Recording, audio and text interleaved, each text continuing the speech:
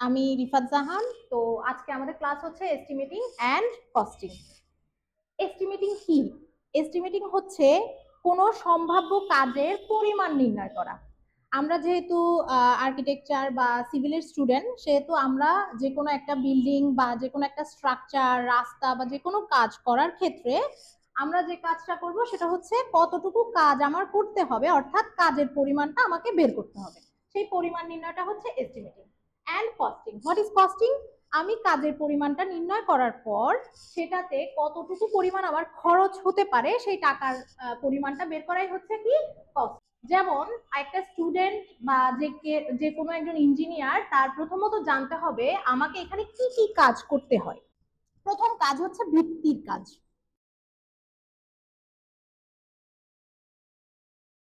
আচ্ছা, ভিত্তির কাজ বলতে আমরা যেটা বুঝে থাকি সেটা হচ্ছে মাটির নিচে আমরা যে স্ট্রাকচারটা তৈরি করি সেটা হচ্ছে ভিত্তি বা বেস। এরপর আমাদের যে কাজটা থাকে সেটা হচ্ছে মাটি কাটা ও ভরাট।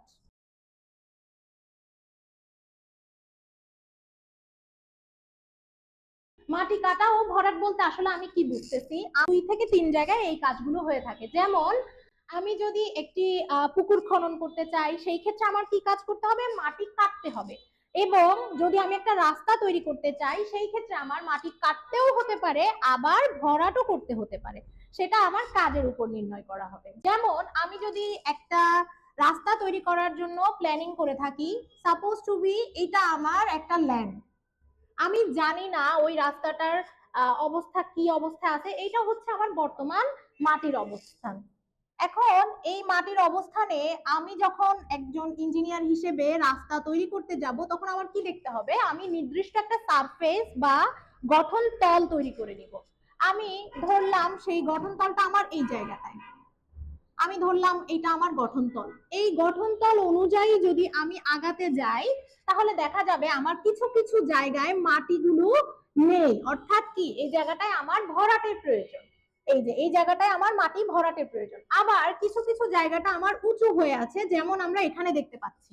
সেই ক্ষেত্রে আমাকে কি করতে হবে? এখান থেকে মাটি কেটে ফেলতে হবে। তো এই হলো মাটি ভরাট এবং কাটার কাজ। তো এটা আমরা হচ্ছে আর স্বাভাবিক ক্ষেত্রে আমরা একটা রাস্তা তৈরি করার ক্ষেত্রে এইভাবে করে থাকি। তো এই পোর্শনটা তৈরি করার জন্য আমাকে কখনো কখনো মাটি কাটার প্রয়োজন হয়, আবার কখনো কখনো মাটি ভরাটের প্রয়োজন হয়। এরপর আমাদের আরেকটা কাজ আসে, সেটা হচ্ছে ইট বিছানো। আসলে এটাকে আমরা ইট বিছানো বা ফ্ল্যাট সোলিংও বলে থাকি। এটা কোথায় করা হয়? এটা প্রায় 2টা জায়গায় করা হয়। একটা হচ্ছে রাস্তায় আমরা ইট বিছিয়ে থাকি বা সোলিং করে থাকি, এবং আমরা যখন বাসা তৈরি করি বাসার মেঝেতেও আমরা সোলিং করে থাকি। এরপর আমাদের আসে ভিত্তিতে কংক্রিটের কাজ।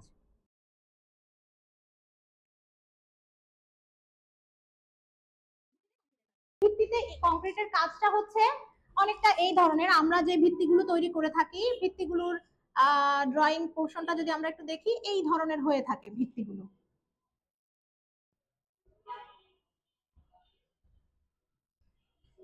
সাপোজ টু বি এটা যদি আমার ভিত্তি হয়ে থাকে, এই জায়গায় এই জায়গাটায় প্রথমে আমি কি করি? সোলিং এর কাজ থাকে আমার, ইটের সোলিং। এর নিচ বরাবর যেটা থাকে সেটা হচ্ছে কংক্রিটের একটা পোর্শন থাকে, যেটাকে আমরা বলি ভিত্তিতে কংক্রিটের কাজের পরিমাণ। এরপর আমাদেরকে বের করতে হয় ইটের গাঁথুনির কাজ বা গাঁথুনির পরিমাণ।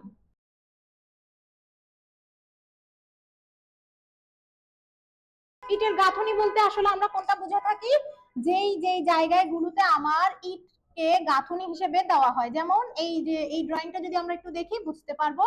এই যে এটা একটা গাঁথুনির কাজ, সেম ভাবে এটা একটা গাঁথুনির কাজ, এগুলো ইট। আর সেম ভাবে এই ভিত্তিতেও আমার এই জায়গাগুলোতে যেই জিনিসটা থাকে সেটা হচ্ছে ইট গুলো বেছানো থাকে, এটাও ইটের গাঁথুনি থাকে এই জায়গাগুলোতে। তার মানে আমি ভিত্তিতে যখন হিসেব করব তখন এগুলো আমার ইটের গাঁথুনি হিসেবে কাউন্ট হতে থাকবে। এরপর আমার আরেকটা কাজ করতে হয়, সেটা হচ্ছে প্লাস্টার। অর্থাৎ আমি যখন কাজ করব, আমার যখন দালানের ভেতরে চলে আসব, ওই মোমেন্টে আমার যে প্লাস্টারের প্রয়োজন ওটা আমি কিভাবে বের করবো, সেটা হচ্ছে প্লাস্টারের কাজ। এরপর হচ্ছে কাঠের কাজ। অর্থাৎ আমাদের যে বাসাবাড়ি থাকে সেখানে আমরা দরজা জানালা যেগুলো ইউজ করি কাঠের, সেখানে আমাদের যে কাঠের চৌকাঠ দিতে হয়, পাল্লা দিতে হয়, ওটা যখন আমি বাজার থেকে কিনে আনবো কতটুকু পরিমাণের কিনবো সেটা নির্ণয় করার জন্য এই কাঠের কাজ করা হয়।